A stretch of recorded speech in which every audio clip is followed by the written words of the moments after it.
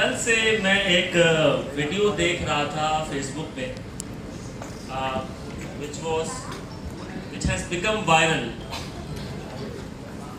اور اس میں ایک اسکالر ہے جو کہ کراؤڈ سے خطاب کر رہے ہیں، اور ان میں ایک کراؤڈ میں سے ایک جو شخص ہے وہ کھڑا ہوتا ہے اور ایک سوال پوچھتا ہے اس اسکالر سے۔ کافی وائرل ہوئی ہے، آتے ہوئے بھی میں دیکھ رہا تھا کہ وہ شخص وکیل ہوتا ہے، اور وہ وکیل سوال پوچھتا ہے کہ سر میں وکیل چونکہ ایک وکیل ہوں، اور مجھے وکالت کے دوران اکثر کبھی کبھی جھوٹ بولنا پڑتا ہے، اور جب جھوٹ بولتا ہوں تو کیا، کیونکہ وہ اسکالر ایک ریلیجیس اسکالر تھے، تو ان سے پوچھ رہے تھے کہ کیا مجھے اس چیز کا پاپ لگے گا؟ اچھا، پاپ مینس سن اور گناہ۔ تو وہ جو اسکالر ہیں وہ سامنے سے کہتے ہیں کہ اگر کوئی، آپ ایگزامپل دیتے ہیں کہ اگر آپ کوئی ریپ اکیوز کو اگر آپ بچائیں گے تو کیا آپ بچاتے ہیں ریپ اکیوز کو؟ بولتا ہے ہاں میں وکیل ہوں، میں اپیئر ہوتا ہوں اس کے بہاف میں۔ تو پھر تو آپ غلط کر رہے ہیں، اور ایسے غلط لوگوں کو آپ بچا رہے ہیں۔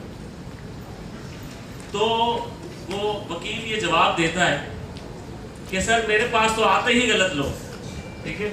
تو اس پہ اب کافی میمز بھی بن رہے ہیں، بٹ یہ ایک جنرل پرسیپشن ہے ایڈووکیسی کے بارے میں کہ whether lawyers have to tell lie، یا پھر ان کو ایک غلط شخص کو ڈیفینڈ کرنا ہوتا ہے، and where is the morality standing there۔ تو یہاں سے میں شروع کروں گا کہ what is advocacy، lawyers ہوتے کیا ہیں اور what are their professional duties۔ یہ چیز کلیریفائی ہونا بہت ضروری ہے for the society at large and specifically to the audience۔ lawyers کی پروفیشنل ڈیوٹی اس حد تک محدود ہوتی ہے کہ وہ کلائنٹ سے ان کے فیکٹس پوچھتے ہیں کہ آپ کے پورے کے پورے فیکٹس کیا ہیں، اور اس کے بعد ان فیکٹس کو اسی طریقے سے جتنا ہو سکے جسٹلی اور فیئرلی ایگزسٹنگ قانون کے مطابق وے کرتے ہوئے جج کے سامنے ایز اٹ از پریزنٹ کر دیتے ہیں کہ فیکٹس میرے کلائنٹ کے یہ ہیں، اور یہ قانون کہتا ہے ان فیکٹس کے بارے میں، اور یہ اس کے پرانے ججمنٹس ہیں ان سپیریئر کورٹس کے جو کہ یہ کہتے ہیں۔ اب یہ آپ پہ ہے جج صاحب، آپ ڈیسائیڈ کریں کہ whether my client is guilty or not۔ So this is total job of a lawyer, and nowhere here he is allowed as per his professional duty to judge his client۔ Ram جیٹھ ملانی صاحب، he is the most celebrated criminal lawyer in India۔ He once stated کہ the moment a lawyer started judging his client whether he is guilty or not, his own client, at that moment he starts to commit a professional misconduct, because it's not his duty to judge his client whether he is guilty or not. It's the court's duty who pronounces the judgment. However, یہاں پہ ایک نقطہ ضرور آتا ہے کہ پھر مسئلہ کہاں ہے؟ مسئلہ ابھی تک جو پوری بات کہی اس میں مسئلہ نہیں ہے۔ It's a professional duty of a lawyer as it is facts کو لاء کے مطابق پیش کر دے کورٹ کے سامنے۔ ہاں، مسئلہ تب ہے جب جو فیکٹس کلائنٹ بتاتا ہے، جو ریئل فیکٹس ہوتے ہیں، جو سچ ہوتا ہے، اور وہ جب قانون کے ساتھ وکیل اس کو وے کرتا ہے تو اس کو اندازہ ہو جاتا ہے کہ یہ it's a case of conviction, اس کی جو ریئل فیکٹس ہیں. اور اگر ان فیکٹس کو وہ من اس طریقے سے قانون کے مطابق اگر پریزنٹ نہیں کرتا اور ان فیکٹس اور ایویڈنسز اویلیبل آن ریکارڈ کو ٹیمپر کرتا ہے just to safeguard from the existing laws, اور یا پھر ان فیکٹس کو کورٹ کے سامنے ٹویسٹ کرتا ہے جو کہ ریئل فیکٹس نہیں ہوتے، جو کہ کلائنٹ نے اس کو نہیں بتائے ہوتے، then it is wrong. It is wrong morally, it is wrong ethically, and it is wrong legally. So this had to be clarified today کہ یہ this is what a lawyer does and that is his professional duty and that is a very sacred profession. A right to representation, it's safeguarded in our constitution کیونکہ court کا ایک decorum ہوتا ہے، ایک عام جو سائل ہوتا ہے، اس سائل اور منصف کے بیچ میں وہ ایک میڈیم ہوتا ہے، اس کا نام ہوتا ہے وکیل. اور کیونکہ کورٹ لینگویج ایک ڈفرینٹ قسم کی ہے، کورٹ کا ڈیکورم ڈفرینٹ قسم کا ہے، اس کے لیے وہ پراپر ایک ٹریننگ لے کر آتا ہے وکیل، اسی لیے ایک عام سائل کی عام زبان کو وہ زبان بنتا ہے منصف کے سامنے. سو دس is what a law is, law profession is. سو یہ سوسائٹی کو کلیئر ہو جانا چاہیے. Now let's talk about the second perhaps misconception, which is a justice lady standing in the court, a statue of a justice lady which has a ribbon in her eyes. اس کو mostly عام زبان میں، societal زبان میں کیا کہتے ہیں کہ قانون اندھا ہے. ایسا ہی ہے کہ قانون اندھا ہے. This is the societal image for that statue. But that is not, that is again a misconception and that has to be clarified because اس کے جو پرنسپلس تھے وہ بڑے اعلیٰ تھے. Why the justice lady was blind? The justice lady was blind not because کہ وہ قانون اندھا ہے، وہ اس لیے بلائنڈ تھی کہ انصاف کے در کے سامنے چاہے ملک کا سب سے پاورفل شخص کھڑا ہے یا پھر سب سے کمزور شخص کھڑا ہے، جو انصاف کی دیوی تھی وہ یہ نہیں دیکھے گی، اس کی آنکھیں بند ہیں کہ سامنے کون کھڑا ہے. وہ بیسڈ آن دا ایویڈنس اور شواہد اور قانون کی بنیاد پہ فیصلے کرے. This was the concept of the blind justice lady. ہم دیکھتے ہیں سوسائٹی میں کہ اب شاید وہ پٹی کھل گئی، اب شاید میڈیا انفلوئنس کرتا ہے، اب شاید بہت ساری چیزیں انفلوئنس کرتی ہیں، شاید وہ پٹی کہیں نہ کہیں کھل رہی ہے اور قانون کے مطابق، اور شاید وہ پٹی کا کانسیپٹ بھی اس لیے تھا کہ جب آنکھ کھل جائے گی تو پتہ لگ جائے گا سامنے کون شخص ہے، اور پھر جب آپ کو پتہ ہو انصاف کرتے وقت کہ سامنے کون شخص کھڑا ہے تو پریجوڈسز پیدا ہوتے ہیں. Prejudice, to do prejudice is human. So that was the concept of blind justice lady. Now, coming to the glimpse of the future, which was the topic today. I will talk about the glimpse of the future for the law profession, for the lawyers and especially to the lawyer students. Law students کے لیے میں ایک story بتانا چاہتا ہوں کہ there were two prisoners who were convicted for 40 years in a prison. 40 سال کے لیے جیل ہو گئی اور جب جیل ہوئی تو اس جیل میں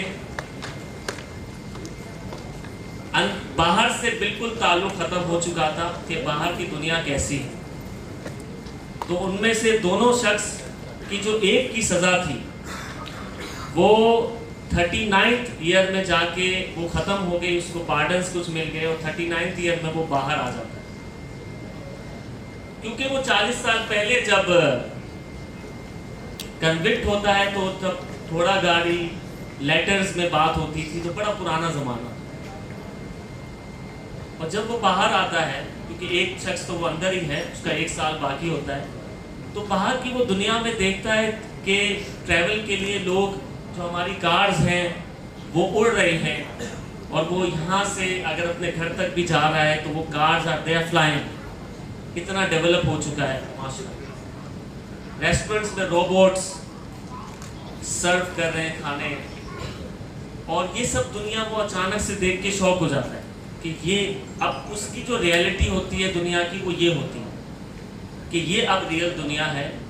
اور تو شوق ہونے کے بعد اس پہ اڈاپٹ کر لیتا ہے. اس کو کافی مشکلات ہوتی ہیں کیونکہ وہ اس زمانے سے بعد آیا ہوتا ہے. لیکن جب وہ اپنے دوست کو, کیونکہ دوستی ہو جاتی ہے 40 سال, 39 ایئرس جیل میں رہا ہے ایک شخص کے ساتھ, اس کے پاس جاتا ہے اور اس کو بتاتا ہے کہ جو دنیا باہر کی ہے, جو دنیا جس 40 سال پہلے جس دنیا سے آپ نکلے اس میں یہ ہو چکا ہے, یہ اب ایسی دنیا ہے. وہ اس کو فینٹیسائز بھی نہیں کر پا رہا ہوتا, اس نے تو ایک الگ دنیا دیکھی ہوتی ہے. جب وہ بتاتا ہے کہ روبوٹس ہیں, سب کچھ ہیں,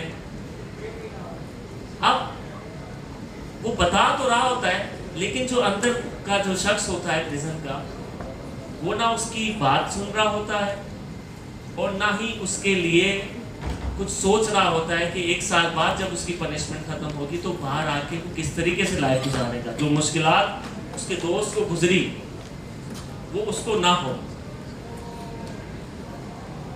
اب یہ ایگزامپل میں نے اس لیے دی کیونکہ 50 سال پہلے ہوائی جہاز, 100 سال پہلے, 200 سال پہلے ہوائی جہاز پہ اڑنا it was a fantasy.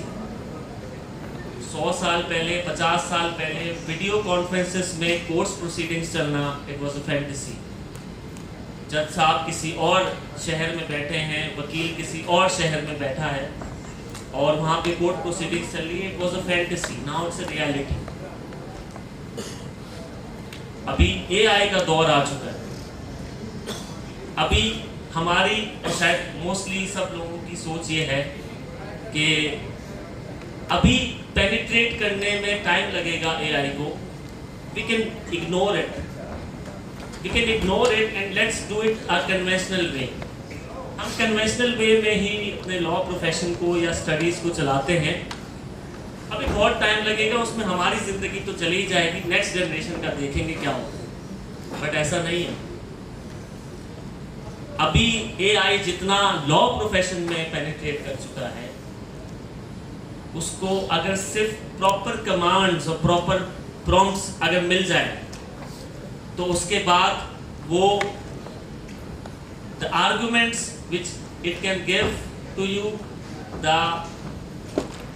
the submissions which it can give to you, the drafts which it can give to you, that can supersede any 40 years experienced lawyers. اب اس میں یہ بات بہت ضروری ہے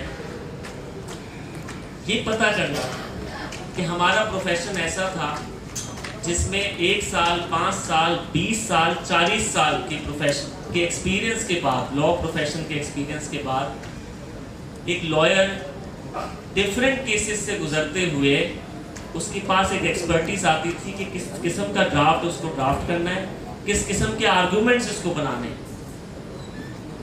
جو کہ ہمارے ایک نارمل سینگ ہے, an experience can never be beaten, can never be beaten. تو اب یہ اے آئی نے کیا کر دیا, اے آئی نے جو 40 سال ایکسپیرینس کے وکیل صاحب کا جو ڈرافٹ ہے وہ پراپر ایک 6 مہینے کے ینگ لائر اگر وہ پراپر کمانڈز اس کو دے تو وہ اس قسم کا ڈرافٹ اس کو اویلیبل کر دے گی उस किस्म के आर्गूमेंट्स उसको अवेलेबल कर देगी, meaning there bye AI has रिवॉल्यूशनराइज्ड the law profession. सबके पास इक्वल और क्वालिटेटिव वो आ चुका है, कंटेंट आ चुका है। Now lastly what we have to do now, my only submissions before every one of you is कि अब आपको डिफरेंशिएट क्या चीज़ करेगी जब सबके पास क्वालिटेटिव काम आ चुका, एक एक्सपीरियंस वकील के पास भी और 6 महीने के सीनियर वकील के पास भी, what will differentiate you? The thing which will differentiate you is the human instincts, your humility, your empathy towards your client, your mediation skills, and these things what they are which AI cannot beat. Your understanding of the feelings of the client, whatever the client is telling you about her issues, these are the things from today our universities and for the next 40 to 50 years we have to work on. We have to work on the AI too, because that is going to come and that has come. But what is going to differentiate you, what will be the USP, unique selling point for a lawyer in future, would be empathy, humility, understanding, mediation skills, arbitration skills, how you talk, when to talk, when not to talk. These are all things which are going to be very important for you. Lastly, I am leaving this stage with a message that we all humans must have a purpose of life. We must have a purpose of life, and for me, the greatest purpose of life is leaving the world a better place than you were born into it. When you were born, when the world was here, and when you are leaving it, at least leave it here. And your contribution on bringing it from here to there is pivotal for the progress of the world. Thank you.